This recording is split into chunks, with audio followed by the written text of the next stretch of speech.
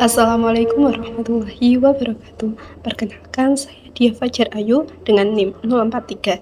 Di sini saya akan mempresentasikan tugas UAS mata kuliah perpajakan mengenai ilustrasi penggelapan pajak. Sebelumnya, perlu kita ketahui, apa itu penggelapan pajak? Penggelapan pajak mengacu pada tindakan yang tidak benar yang dilakukan oleh wajib pajak mengenai kewajibannya dalam perpajakan. Penggelapan pajak merupakan suatu usaha yang dilakukan oleh wajib pajak untuk meringankan beban pajak dengan cara melanggar undang-undang. Berikut ini merupakan ilustrasi penggelapan pajak. PT Hanultech Nusantara merupakan perusahaan multinasional yang memiliki beberapa cabang di negara lain, seperti Korea Selatan, Swedia, Jepang, Kanada, dan Finlandia. Selama tahun 2025, PT Hanultech Nusantara memperoleh penghasilan neto sebagai berikut. Jumlah penghasilan dalam negeri sebesar 6 miliar dengan tarif pajak 22%.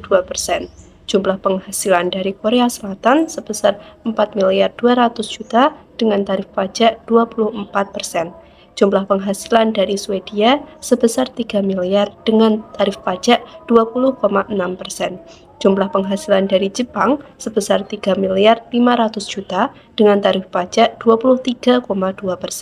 Jumlah penghasilan dari Kanada sebesar 2 miliar dengan tarif pajak 15%. Jumlah penghasilan dari Finlandia sebesar 1 miliar 800 juta dengan tarif pajak 20%.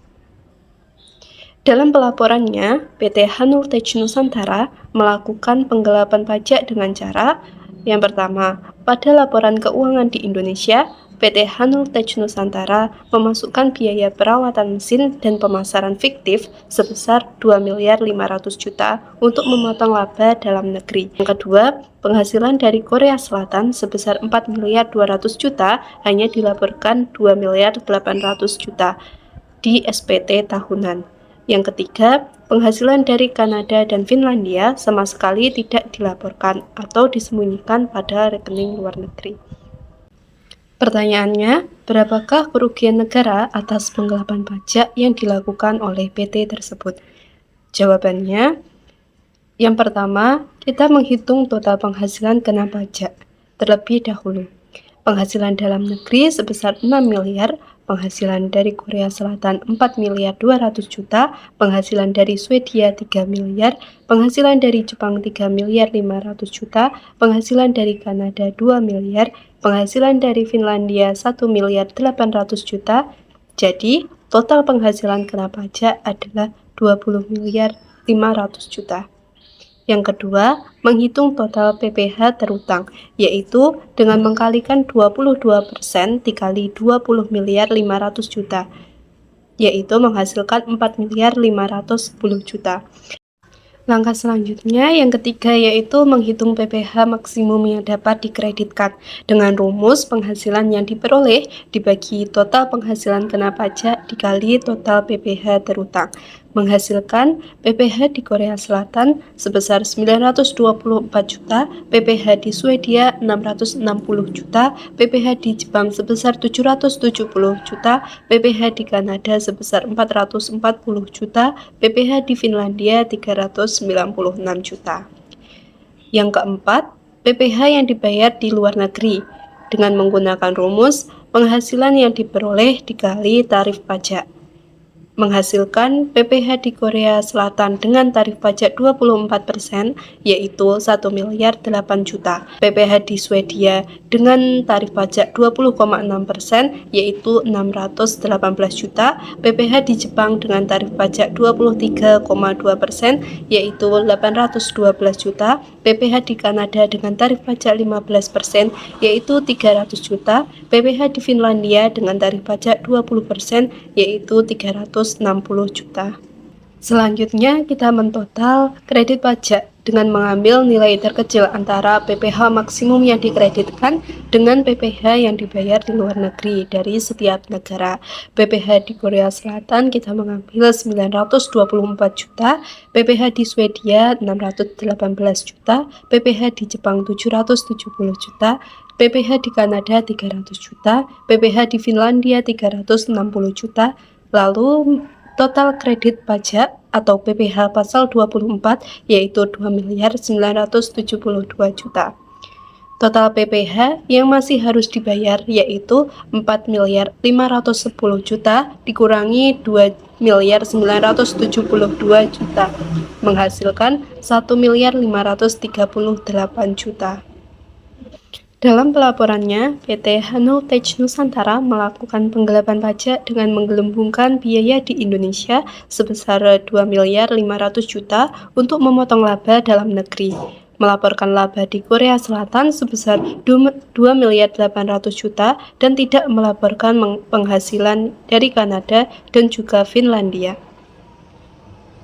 Untuk menghitungnya, yang pertama kita menghitung total penghasilan kena pajak.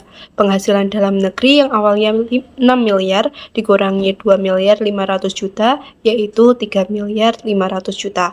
Penghasilan dari Korea Selatan sebesar 2.800 juta, penghasilan dari Swedia 3 miliar, penghasilan dari Jepang 3.500 juta, menghasilkan total yaitu 12.800 juta. Selanjutnya menghitung total PPh terutang, yaitu 22% dikali 12.800 juta, sama dengan 2.816 juta. Selanjutnya yang ketiga yaitu menghitung PPh maksimum yang dapat dikreditkan. PPh di Korea Selatan yaitu sebesar 616 juta, PPh di Swedia sebesar 660 juta, PPh di Jepang sebesar 770 juta. Selanjutnya yang keempat yaitu PPh yang dibayar di luar negeri. PPh di Korea Selatan dengan tarif pajak 24% yaitu sebesar 672 juta. PPh di Swedia dengan tarif pajak 20,6% yaitu 618 juta. PPh di Jepang dengan tarif pajak 23,2% yaitu 812 juta. Selanjutnya total kredit pajak yaitu PPh di Korea Selatan kita mengambil 616 juta, PPh di Swedia 618 juta, PPh di Jepang 770 juta. Total kredit pajak atau PPh pasal 24 yaitu 2 miliar 4 juta. Total PPh yang masih harus dibayar yaitu 2.816 juta dikurangi 2 miliar 4 juta yaitu 812 juta.